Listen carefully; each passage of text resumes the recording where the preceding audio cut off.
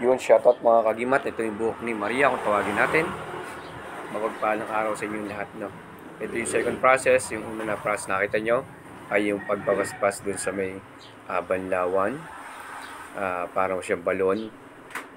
Tapos kalimitan dyan, may meditation kami sa mga bato. Ngayon medyo biniting kami sa oras.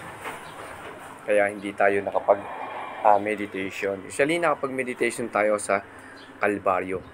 Itong lugar pong ito ay sa Santa Lucia, Quezon.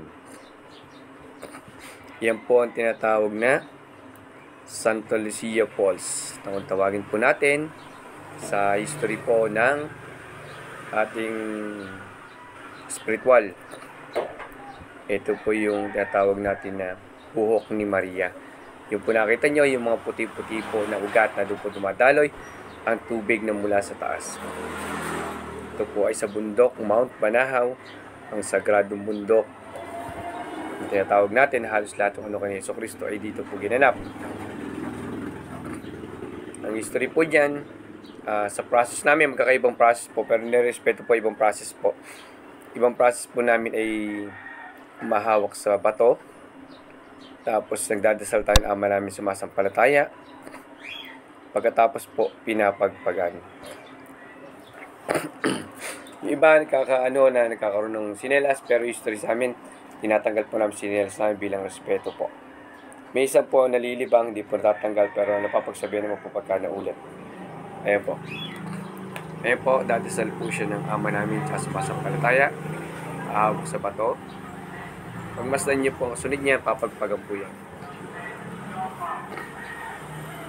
Hindi po kasi basta paliligo po ang lugar po ng Mount Banahaw. Ito yung mananampalataya tayo. Kung tinatawag din ng iba, ay nagre-recharge yung iba. Nakakadagdag ng kakayahan. Pagki-cleansing. Paglilinis ng sarili. Ayan po, pagtatanggal ng mga may sakit. Alam niyo ba mga kagimat na sa lugar nito, yan. Yan po, yan nasa, hindi ko sure po ko ilan, itong 272 or 372 step. Hindi ko po 100%. Basta mga ganun pong part na pababang hagdan po, na medyo maliliit po yung hagdan. Una malalapad, solid. Bago bumaba, medyo makipot na po yung daan. Medyo may basag daan po niya, kaya pag pupunta po, ingat po. Marami po dyan mga kagimat na mga may sakit na nagtsatsaga po na bumaba dyan. Dahil po marami pong gumaling ng pananampalataya dito sa Mount Banahaw, dyan po sa buhok ni Maria. Mga kagimat yan din mga history po na mga nababanggit sa inyo. Kahit po yung mga na-stroke po, nababa po dyan, nagtsatsaga sila bumaba para sa kagalingan. Dahil nga po, maraming nananampalataya dyan mga kagimat na na humihiling na kagalingan sa Ama sa pamagitan po ng daan ay ang Mount Banahaw. Hindi po natin sinasamba Mount Banahaw, dito lang po tayo nanamanata. Ito po ay nagbibigay ng lakas ng ating loob para sa paglapit sa ating Panginoon. Marami pong napagaling dyan at kagimat yung iba po dyan may dalang mga iba't ibang galon o lagay ng mga tubig. At sumasahod po dyan sa tumutulo na yan. At ito po yung iniinom nila. At nagbibigay po ng kagalingan. At marami na po napatunayan. At dyan po mga kagimat, no? Yung tubig po niyan ay ginagamit din po sa paggawa natin ng mga, yung iba po kasi nagano ng tubig sa langis. Yan po ginagamit din pag nagagawa sila ng mga langis.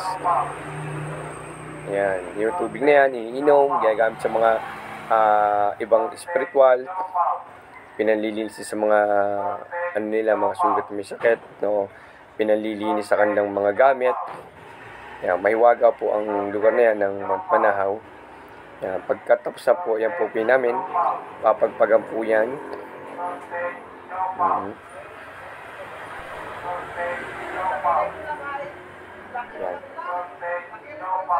Ito po ay nasa may pananampalataya. Hindi po namin hinangad na maniwala po ang lahat. Sa may paniniwala lang po, pananalig, no? Nang naghahanap po ng kagalingan para po sa lahat po ng naniniwala lang po. Sa mga hindi po naniniwala ay wala po ang magagawa dyan. Ang mahalaga po dyan, marami pong gumaling, nananalig po. Pero iba pa rin po ang nananalangin sa ating amang nasa langit. Pagtawag sa kanila, yun po pinakamaganda po, pananalig sa Ama, nagbibigay ng kagalingan at buhay na walang hanggan. Yan. Paano yan kung agimat noon, masyadong malamig po dyan. Talagang masarap po ang tubig kasi fresh na fresh po siya. Yan. Kami po napunta dyan after mahal na araw. Hindi po ako nakapunta dyan ng mas mahal na araw. After mahal na araw na po ako nakakapunta dyan. Yan. Maraming salamat po at God bless inyo lahat. Yan po, mayroon po tayong mga video po dyan mga kagimat.